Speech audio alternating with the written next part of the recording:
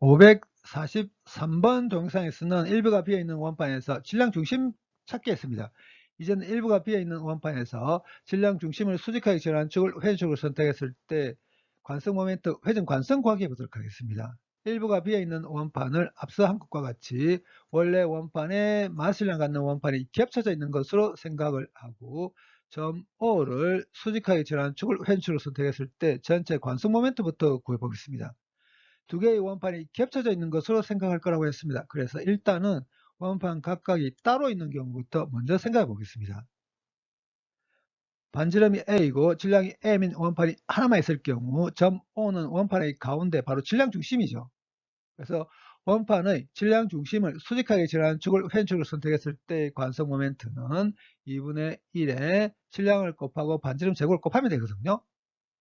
점 O를 수직하게 지나는 축을 회전축으로 선택했을 때 질량이 M이고 반지름이 A인 원판의 관성 모멘트를 I1이라 한다면 이 관성 모멘트 I1은 2분의 1에 질량 곱하고 반지름 제곱을 곱해버리면 됩니다. 이제는 마스 질량을 갖는 원판이 하나만 있는 경우 생각하도록 하겠습니다. 이 원판 또 질량 중심은 딱 가운데 있습니다. 구하려고 하는 건 점 O를 수직하게 지나가는 축에 대한 관성 모멘트입니다. 평행축 정리를 이용해서 구하겠습니다. 평행축 정리가 뭐냐면 질량 중심을 수직하게 지나가는 축에 대한 관성 모멘트를 알고 있을 경우 질량 중심을 수직하게 지나가는 축과 평행은 하지만 또 다른 축을 회전축으로 선택했을 때의 관성 모멘트는 이 녀석에다가 질량의 두 축 사이 거리 제곱 곱한 걸 더해버리면 됩니다. 그러면 일단은 마슬량을 갖는 원판의 가운데, 그러니까 질량 중심을 수직하게 지나가는 축을 회전축으로 선택했을 때 관성 모멘트부터 구해보면 2분의 1에 질량 곱하고 반지름 제곱을 곱해버리면 되거든요. 그래서 이 녀석이 마스 질량을 갖는 원판의 질량 중심을 수직하게 지나가는 축에 대한 관성 모멘트입니다. 점 O를 수직하게 지나가는 축을 회전축으로 선택했을 때 마스 질량을 갖는 원판의 관성 모멘트를 I2로 한다면 이 관성 모멘트 I2는 이 녀석에다가 이 거리가 2분의 A죠. 반지름이거든요. 그러니까 이 녀석에다가 질량의 2분의 2 제곱 곱한 걸 더해버리면 됩니다. 그래서 I2 구해보면 마이너스 32분의 3MA 제곱입니다.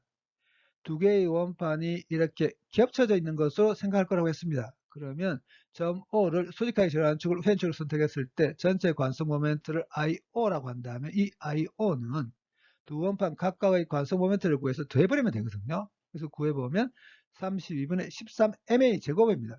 근데 실제로는 일부가 비어 있습니다. 일부가 비어 있을 경우 질량 중심은 y= 0으로부터 밑으로 6분의 a만큼 떨어진 곳에 있거든요. 그렇다면 이 질량 중심을 수직하게 지나가는 축을 회전축으로 선택했을 때 관성 모멘트를 평행축 정리를 이용해서 구하겠습니다. 알고 있는 게 뭐냐면 점 O를 수직하게 지나가는 축을 회전축으로 선택했을 때 관성 모멘트가 어떻게 되는지 알고 있죠. 그리고 전체 질량이 4분의 3m인 걸 알고 있거든요. 그리고 점 O와 질량 중심 사이 거리가 6분의 a인 걸 알고 있습니다. 그렇다면 질량 중심을 수직하게 지나가는 축을 회전축으로 선택했을 때 이 관성 모멘트를 정하기 위해서 이 녀석을 좌변으로 옮겨버리겠습니다. 그럼 이렇게 되거든요. 점 O를 수직하게 지나가는 축을 회전축으로 선택했을 때 전체 관성 모멘트 32분의 13ma 제곱이고 전체 질량은 4분의 3m, 점 O와 질량 중심 사이 거리가 6분의 a인 거 알고 있거든요.